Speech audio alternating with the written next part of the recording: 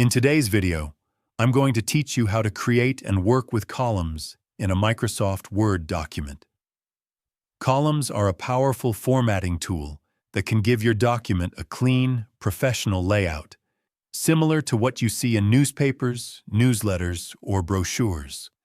Whether you're organizing an article or designing a more structured page, understanding how to use columns will make your document more visually appealing and easier to read. To get started, open Microsoft Word and either create a new blank document or open an existing file where you want to apply columns. Once your document is ready, highlight the text you want to format into columns. If you want the entire document to appear in columns, there's no need to select anything. Word will apply the changes to the whole page by default. Next, go to the top menu and click on the Layout tab. This is where you'll find most of the page formatting tools.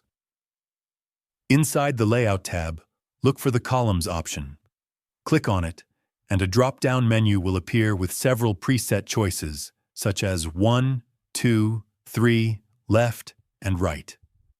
If you want a simple two-column layout, select 2. Your selected text will instantly be divided into 2 evenly spaced columns. If you prefer 3 columns, choose 3 instead. The left and right options create uneven columns, which can be useful if you want a narrower sidebar alongside a wider main content area. For more control, click on More Columns at the bottom of the drop-down menu. A dialog box will open, allowing you to customize the number of columns, adjust the spacing between them, and even add a vertical line between columns for a clearer separation. You can also choose whether to apply the columns to the entire document or only to a selected section. If you want to move text from one column to the next manually, place your cursor where you want the break to occur. Then return to the Layout tab, click on Breaks, and choose Column.